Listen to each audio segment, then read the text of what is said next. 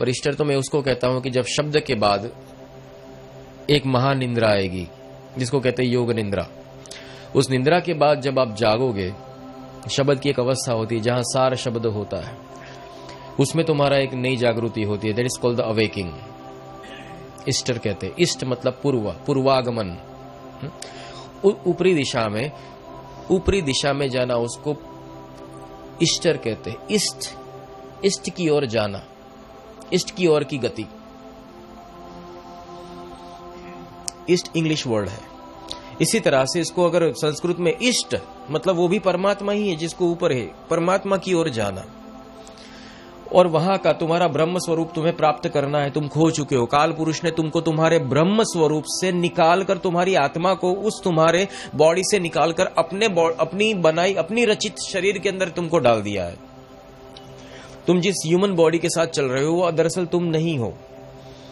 तुम्हारी खेती हो रही है, बड़े पैमाने पे तुम्हारी मनुष्यों की खेती हो रही है। मनुष्य को बार बार प्रोड्यूस किया जाता है और उस बार बार जन्म मरण के चक्कर में काल पुरुष अपनी सृष्टि का व्याप्त कर रहा है।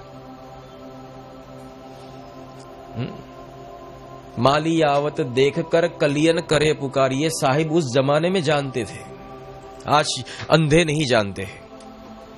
माली आवत देखकर कलियन करे पुकार, फूले फूले चुन लिए कली हमारी बार। कि जितने फूल उगाए जाते, माली पौधों को सिंचन क्यों करता है? फूल उगाने के लिए नहीं, फूल चूटकर उसका व्यापार करने के लिए। माली को फूलों से प्रेम होता तो वो चूटता नहीं। बिखरने पर वो दर्द महसूस होता उसके जहन में कि जिस फूल को मैंने बनाया था वो आज बिखर कैसे गया। वो तो फूल जब कलियां लगती है उसके साथ ही उसके अंदर वो वासना जाग जाती है कि इसको कल फूल बनेगा और उसको मैं मार्केट में जाकर बेचूंगा। इस तरह से मनुष्य परिपक्व होता है। काल पुरुष वही सोचता है कि इसका दमन करके इससे इतने पाप कर्म करवाऊंगा कि मेरी बैटरी और चार्ज हो जाएगी। ये काल पुरुष की माया जाल है, समझना पड़ेगा। वो एक व्यक्ति को दूसरे व्यक्ति से मिलने नहीं देता, याद रखना। एक व्यक्ति को दूसरे व्यक्ति से मिलने नहीं देता। यहां तक कि तुम सत्संग में आओगे, तुम एक व्यक्ति दूसरे व्यक्ति के साथ घुल नहीं सकोगे। यहां तक कि गुरु शिष्य के साथ भी पूरी तरह से, पूर्ण तरह से नहीं चल सकेगा। एटम को देखना, उसके अंदर पार्टिकल्स होते हैं, 6 पार्टिकल्स, 7 पार्टिकल्स,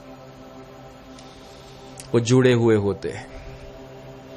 इस तरह से तुम्हें अद्वैत होकर जुड़ जाना है। 1 हो, 2 हो, 3 हो, 4 हो, अगर तुम एक हो जाओगे एटम हो जाओगे। वो एटम तभी जाकर कहलाते हैं कि जबकि सबकी वृत्तियां एक बराबर हो जाती है।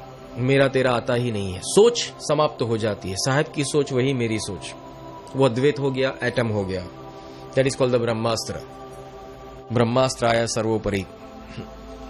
इसका भावार्थ है, ये इसका ज्ञान है। इसलिए उस ज्ञान को समझे। लोग यहां खुशियां मनाते, ईस्टर मनाते, पर उनको मालूम नहीं हम किस चीजों के लिए खुशियां मनाते। लोगों को सेलिब्रेशन के लिए कोई भी त्योहार चाहिए, चाहे ईस्टर हो, चाहे दिवाली हो, चाहे नाताल हो, चाहे ईद हो। जुलूस निकालो, नाचो, डीजे बजाओ, खाओ पियो, बस हो गया त्योहार पूरा। अच्छे कपड़े पहनो, रंगोली सजाओ, सबको मिलो, दिखावा करो, हो गया त्योहार पूरा। आंगन सजाया, तोरण लगाए, हो गया त्योहार पूरा। तेरे अंदर तो गंदगी भरी हुई है, तेरा मन मैला है, तेरा घर कहां से साफ हुआ तेरे अंदर? अरे घर के अंदर रहे हुए दुर्गुण निकाल, अंतःकरण को साफ कर और आत्मज्ञान का दीपक जला, तब जाकर दिवाली आए, तब जाकर यही कैंडल जला कि तू नाताल मना सके और तेरा न्यू ईयर होए। आत्मज्ञान की ज्योति जलाने पर दीपावली होती है तो दूसरे दिन नया साल शुरू होता है। अब नई जिंदगी शुरू हुई, अब नया साल शुरू हुआ। दैट इज कॉल्ड, उसको कहा जाता है हैप्पी न्यू ईयर। ये न्यू ईयर क्या? नई जिंदगी की शुरुआत। આપણે તો એવા ને એવા દિવાળી આવે ને બીજે દિવસે જવાનું, ફાફડા ખાવાના, ચોળાફળી ખાવાની, મઠિયા ખાવાના, કોણા ઘરે કેવા મઠિયા હતા એનું એનાલિસિસ કરીને મારા બેટા ઘેર આવે, પાછા કહેશું દિવાળીમાં મઠિયા ખાઈને ગળું બહુ છોલાઈ જાય, પણ ખાવાના તો ખરા જ। ચાક તો ખરો કેવા બન્યા છે, પંચાયત કરવા કામ લાગે ને કે આના મઠિયા હારા હતા, આના નતા. આમાં જગત મરે છે. Wish you all the best for the new year. નંદગી સાહેબ.